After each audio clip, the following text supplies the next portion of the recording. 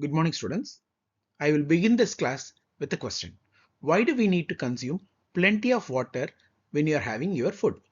So at the end of this class, you should be able to answer for this question.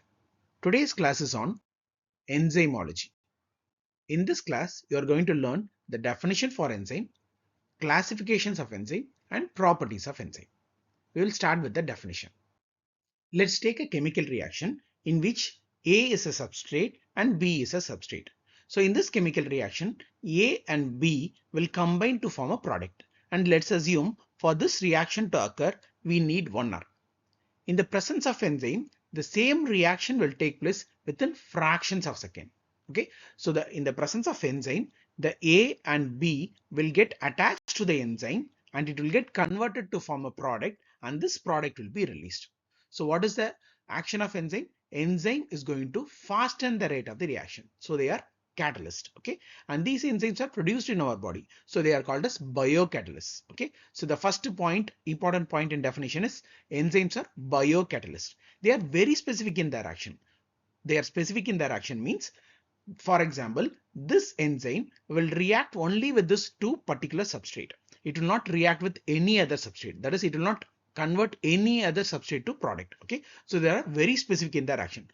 Almost all enzymes are protein in nature. Okay, since they are protein in nature, they are heat labile and they are colloidal. They have colloidal properties. Okay, since they are protein in nature, they are heat labile and they have colloidal properties. So these are the important points for definition of enzyme. So what is the definition of enzyme? Enzymes are biocatalysts because they are going to fasten the rate of the reaction and they are produced in our body and they are synthesized in the living cell. They are protein in nature except ribozyme. Since they are protein in nature, they have colloidal property and they are thermolabile in character and they are specific in their action. So this is the definition for enzyme. So we have learnt about the definition of enzyme. Next, coming to the classifications of enzyme. So enzymes are classified into 7 subgroups. They are classified by an organization called as IUBMB. So what is meant by IUBMB? International Union of Biochemistry and Molecular Biology. So this organization has classified the enzyme based on the reaction. So they are classified into 7 subtypes. Let's see the subtypes. The first class is called as oxidoreductase. The first class is called as oxidoreductase. Second class is called as transferase. Second class is transferase. The third class is hydrolase. Fourth class is lyase. Fifth class is isomerase. Sixth class is ligase. And the last one is translocase. So these are the 7 classes. Try to memorize this classes of enzyme and always remember it should be written in the same order. Okay, you should not shuffle the order. Okay, when this question is asked as a 5-mark question, you should write the classification in the same order. That is, the first one is oxidoreductase, followed by transferase, hydrolase, lyase, isomerase, ligase, and translocase. Let's see each of this classification of enzyme. Let's start with oxidoreductase. As the name suggests, these are the group of enzyme which is going to be involved in oxidation and reduction chemical reaction. Okay, let me explain this with an example. Okay, so I have taken the last step of anaerobic glycolysis, that is the conversion of pyruvate to lactate, which is a reversible step. So we can also write it as lactate to pyruvate. Okay, so if we see the structure of lactate and pyruvate, the only difference between these two molecules is here you are having hydrogen, here you don't have hydrogen. Okay, so to convert lactate to pyruvate, I need to remove the hydrogen. Okay, so what will be the name of the enzyme? We are removing the hydrogen, so they are called as dehydrogenase. So from which molecule the hydrogen is removed? From lactate. So what will be the name of the enzyme which is involved in this reaction? Lactate dehydrogenase. Lactate dehydrogenase. Okay, lactate dehydrogenase belongs to oxidoreductase group of enzyme. So why it is belong to oxidoreductase group of enzyme? I told you it will be involved in oxidation and reduction. Okay, so if you see here, this molecule is losing hydrogen. Okay, that is gained by NAD, resultant formation of NADH2. So what is meant by oxidation? Oxidation means either a molecule gains oxygen or it is going to lose electron or hydrogen. Okay, so here this molecule is losing hydrogen, so it is undergoing oxidation. Okay, so this molecule substrate is undergoing oxidation. Okay, this hydrogen is transferred to this molecule. Okay, so this molecule is undergoing reduction. Okay, so in the same reaction, one of the molecule is undergoing oxidation, the other molecule is undergoing reduction, and so this reaction, that is the enzyme involved in this reaction, will come under oxidoreductase. Okay, oxidoreductase. So these group of enzyme which catalyze the oxidation of one substrate with simultaneous reduction of another substrate are coenzyme. So this is the coenzyme. Later I'll teach you what is meant by coenzyme. Okay. So we have two substrate. If one of the substrate is oxidized and the other substrate is reduced, you're going to call it as oxidoreductase. So those enzyme involved in this reaction will come under oxidoreductase. Okay. So you have to list at least 4 example, and at least for one example you have to write down the chemical reaction right like this. Okay. No need to draw the chemical structure and all. At least you should write down lactate plus NAD is with a reversible arrow, pyruvate plus NADH2. Okay, and the enzyme is lactate dehydrogenase. So we had written one chemical reaction, and you have to list at least 4 enzyme which is involved in this similar kind of oxidoreduction reaction. Okay, so let's see the 4 enzymes. So I told you the common chemical reaction is one of the molecule will undergo oxidation and the other will undergo reduction. Okay. So oxidation, one of the molecules undergoing oxidation. So any enzyme which ends with the word oxidase will come under oxidoreductase group. Okay. And other molecule is undergoing reduction. So what will be the second example? Reductase. Okay. Any enzyme ends with the word reductase. So any enzymes ends with the word oxidase and any enzymes ends with the word reductase will come under oxidoreductase. Okay. At the same time, this molecule is undergoing dehydrogenation, right? So any enzyme which ends with the word dehydrogenase will come under oxidoreductase group. For example, lactate dehydrogenase. Okay. And here this molecule is undergoing, that is it is gaining hydrogen, right? So any enzyme which ends with the word hydrogenase will come under oxidoreductase. So what are the examples for oxidoreductase? We have oxidase, reductase, dehydrogenase and hydrogenase. So all these are examples of oxidoreductase. So we had seen about oxidoreductase group of enzyme. Next, coming to transferase. As the name suggests, transferase are the group of enzyme which is going to be involved in transfer of a molecule from one substrate to the other substrate. For example, let's take this chemical reaction, which is the first step of glycolysis. So here the glucokinase is going to transfer the phosphate from ATP to glucose, result in formation of glucose 6-phosphate and ADP. Okay, so here the molecule which is transferred is phosphate from ATP to glucose, result in formation of glucose 6-phosphate. Okay, so if an enzyme is involved in transferring a molecule from one substrate to the other substrate, then that enzyme is called as, it will be coming under transferase. Now you will be having a doubt. In oxidoreductase also, hydrogen is transferred from one substrate to another substrate. Then why it is not coming under transferase? Okay, so the definition is that in transferase, these group of enzyme that catalyzes the transfer of chemical group other than hydrogen. So okay, so we are not including hydrogen. Any molecule which is transferred between the substrate which is other than hydrogen, then that particular enzyme will come under transferase group of enzyme. Okay, so the example is glucose plus ATP will get converted to form glucose 6-phosphate and ADP, and the enzyme name is glucokinase. Okay, so let's see 4 examples for this transferase group of enzyme. So the first example we had seen glucokinase, that is any enzyme ends with the word kinase, glucokinase, hexokinase. Okay, so any enzyme ends with the word kinase. Here the molecule which is getting transferred is phosphate from ATP to another substrate. Okay, the second example is aminotransferase. Okay, aminotransferase, here the molecules which is getting transferred between the substrate is amino group. Okay, third example is methyl transferase. Here methyl group will be transferred. Fourth example is acyl transferase. Acyl group will be transferred. The last example is carboxyl transferase. Carboxyl group will be transferred here. Okay, so these are the examples of transferase group of enzymes. Next, coming to hydrolase group of enzyme. So these are the group of enzyme which is going to break a molecule with the help of water. Okay, with the help of water. So it is going to break a molecule with the help of water. So for example, if you see lactate is a disaccharide, that is it is made of 2 carbohydrates. What are those carbohydrates? Glucose and galactose. So we are going to break this lactate, result in separation of glucose and galactose with the help of water. So this enzyme, lactase enzyme, will come under hydrolase group of enzyme. So these group of enzyme catalyze hydrolysis of bond like ester, ether, peptide bond and glycosidic bond by adding water to it. Okay, result in separating the molecule. So these group of enzyme will come under hydrolase group of enzyme. Example for hydrolase group of enzyme. So easiest way to remember is all the enzyme which is involved in digestion will come under hydrolase group of enzyme. For example, amylase, lipase, pepsin, trypsin, chymotrypsin, elastrase. So all the enzyme which you are going to read in the digestion absorption will be hydrolase group of enzyme. Okay, so all this enzyme require water to break the nutrient. So that's all about hydrolase group of enzyme. Next, coming to lyase.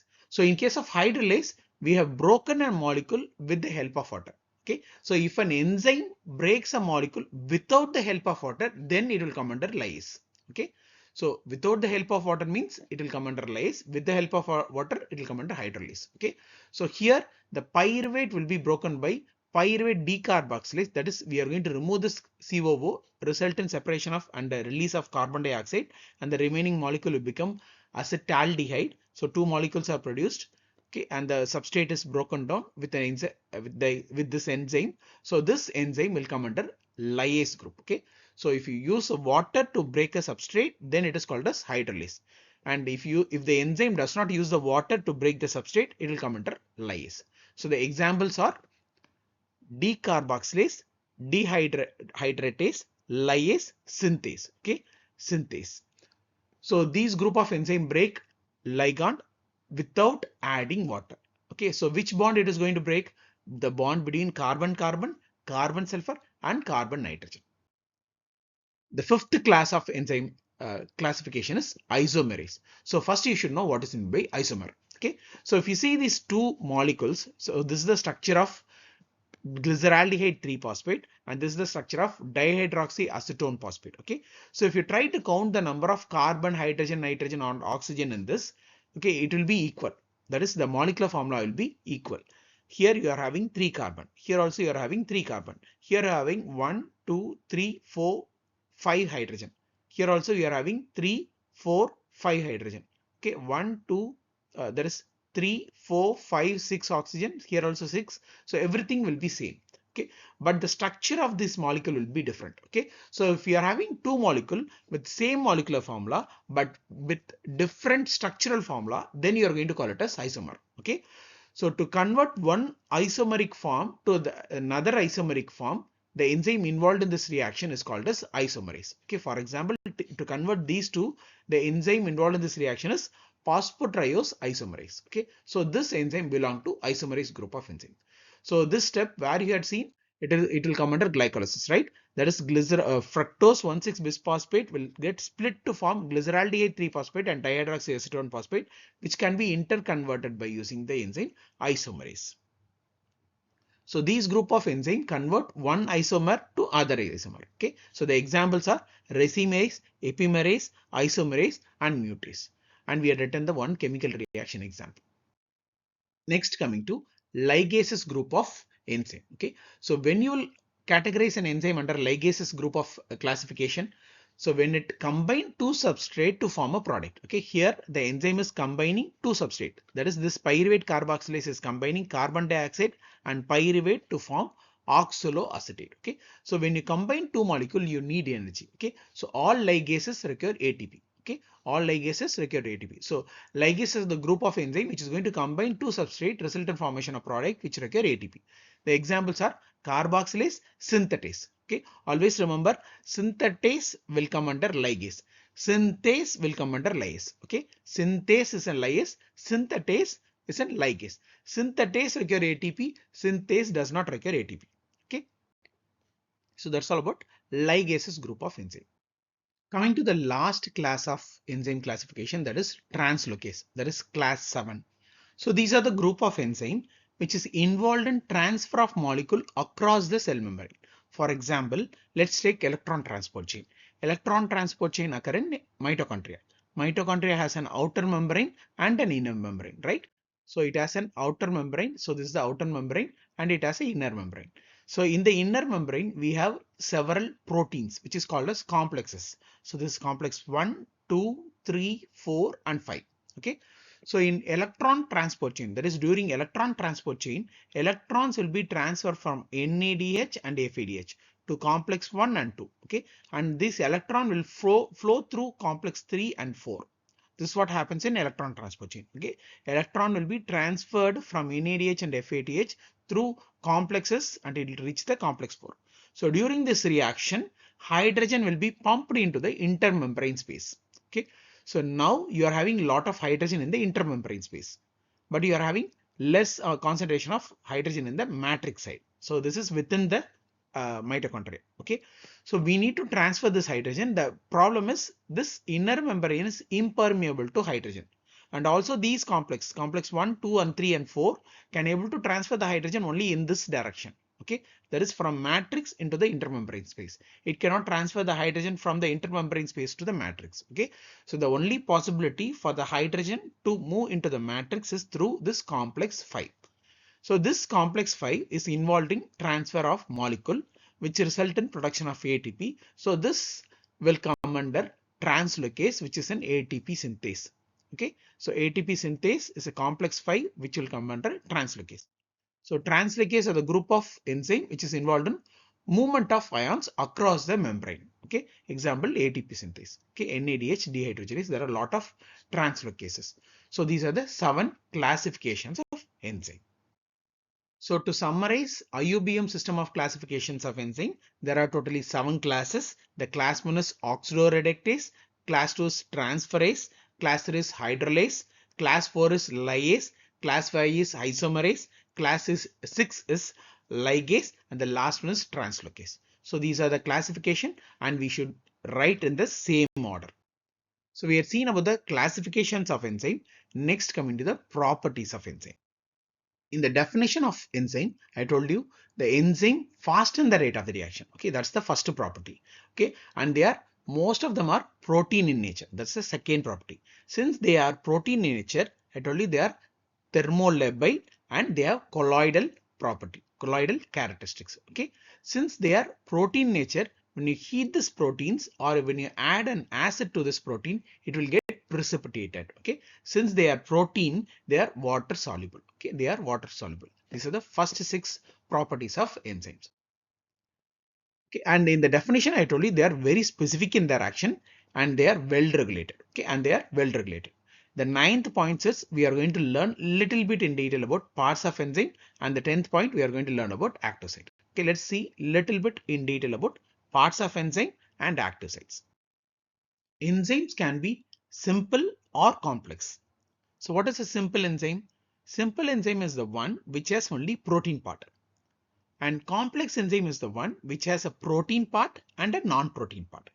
And this complex enzyme will be functional only when this protein part and the non-protein part are combined together. Okay, the protein part of the complex enzyme is called as apoenzyme, and when it is combined with the non-protein part together, it is called as holoenzyme. Okay, so the complex enzyme together with the protein part and the non-protein part is called as holoenzyme, and the protein part of the complex enzyme is called as apoenzyme. Okay, so now coming to the non-protein part of the complex enzyme. The non-protein part can be either organic or inorganic in nature. Okay, if the non-protein part of the complex enzyme is organic in nature, then we are going to call it as coenzyme. If the non-protein part is inorganic in nature, we are going to call it as cofactor. Okay, usually this cofactor will be metal. Okay, so it is otherwise called as metalloenzyme. Okay, it is otherwise called as metalloenzyme. Okay, you should be clear in that because there is another term called as metal ion activated enzyme. Okay, metal ion activated enzyme is totally different from cofactor. That is metalloenzyme. Okay, what is metal ion activated enzyme? Metal ion activated enzyme is a simple enzyme. Simple enzyme means it has only protein part, but those that simple enzymes will be requiring metals in their surrounding to be active. Okay, so those simple enzyme which require metal to be present in the surrounding to be active is called as metal ion activated enzyme, because they will be active only in the presence of metal. but these metals are not part of the enzyme. Okay, it's not an integral part of the enzyme. Okay, so metal ion activated enzyme is totally different from metalloenzyme. Metalloenzyme is the other name for cofactor. Okay, you should be clear in that. Okay, so we have organic and inorganic non-protein part. If it is organic, we are going to call it as coenzyme. If this organic part, that is coenzyme, organic, which is organic in nature, is tightly bound to the protein part, then you are going to call it as prosthetic group. If it is loosely bound to the protein part, then it is called as, the coenzyme is called as co-substrate. Okay. If the coenzyme is loosely bound, you're going to call it a co-substrate. If it is tightly bound, you're going to call it as prosthetic group. These two together further subdivided into group 1 and group 2. Okay. So what is group 1? What is group 2? If the coenzyme is involved in transfer of molecule, that is hydrogen, from one substrate to another substrate, then it will come under group 1. For example, we had learnt about the lactate to pyruvate, lactate dehydrogenase is involved. Here hydrogen is transferred, right? So this enzyme is involved in the transfer of hydrogen from one substrate to another substrate. Then this substrate, which is an integral part of the lactate dehydrogenase, will be coming under group 1. Okay, and if the coenzyme is involved in transfer of molecule other than hydrogen, it will come under group 2. For example, here if you see aspartate, from aspartate amino group will be transferred to alpha ketoglutarate. Okay, once alpha ketoglutarate has obtained that amino group, this alpha ketoglutarate will become glutamic acid or glutamate, and this aspartate will get converted from oxaloate. Okay, so here amino group is transferred, not hydrogen. Okay, so what will be the name of the enzyme? We are transferring amino group, so the enzyme can be called as aminotransferase or transaminase. Okay, so from which molecule the amino group is transferred? Aspartate. So what will be the name of the enzyme? Aspartate transaminase or aspartate aminotransferase. Okay, so for this enzyme, the coenzyme which is required is pyridoxal phosphate. This pyridoxal phosphate will come under group 2. Okay, so if the non-protein part is organic in nature, we are going to call that as coenzyme. And if that coenzyme, that is organic, is tightly bound to the protein part of the complex enzyme, then you are going to call that as prosthetic group. And if the organic component, organic molecule, that is coenzyme, is loosely bound to the protein part, then you are going to call it as co-substrate. And these two, prosthetic group and co-substrate, is further subdivided into group 1 and group 2. So when it will come under group 1? When the coenzyme is involved in transfer of molecule hydrogen. Okay. So when the coenzyme is involved in transfer of molecule other than hydrogen, then it will come under group 2. Okay. So these are the molecules which will come under group 1, that is NAD, NADP, NADH and FAD. And in group 2 we have ATP, the thymine pyrophosphate, pyridoxal phosphate and biotin. So cofactor, if the non-protein part is inorganic in nature, you're going to call it as cofactor. Usually this inorganic are metal in nature. So cofactor is otherwise called as metalloenzyme. So the examples are zinc for carbonic anhydrase and iron for catalase and peroxidase. And I told you not to confuse it with metal ion activated enzyme, because metal ion activated enzymes are simple enzymes. Okay, and these enzymes will be active only in the presence of metals. Okay, so metal is not an integral part of the enzyme. The metal should be present in the surrounding for the enzyme to be active. For example, lipase require calcium. Okay, magnesium is required by enolase enzyme to be active. Next, coming to active site. So let's assume this is the enzyme and this is the substrate. Okay, in reality the enzyme will be very larger in size. Okay, the substrate will be very small. Okay, just for today's class, let's assume this is the enzyme and this is the substrate. Okay, so normally the substrate will come and get attached to the enzyme at one particular site. Okay, it will get attached to the enzyme at one particular site, and this substrate, then it will get converted to form product, and the product will be released from the enzyme. Okay, so what is an active site? So it is the part of the enzyme. So it is the part of the enzyme where the substrate get attached to the enzyme. So okay, so it's the part of the enzyme where the substrate get attached to the enzyme. So active site is the part of the enzyme where the substrate get attached to the enzyme. Active site is a small cleft which is present in the enzyme. Okay, active site is a small cleft which is present in the enzyme. Second point. Third point, active site is not rigid, rather it is flexible. Okay, it is flexible. Third point. Okay, so this active site will form a loose loose bond with the substrate.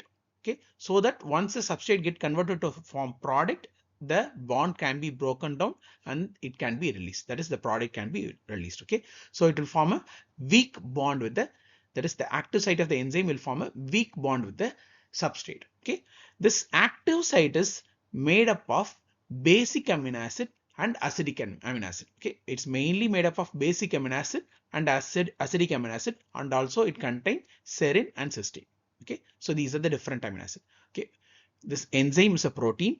Proteins are made up of amino acid.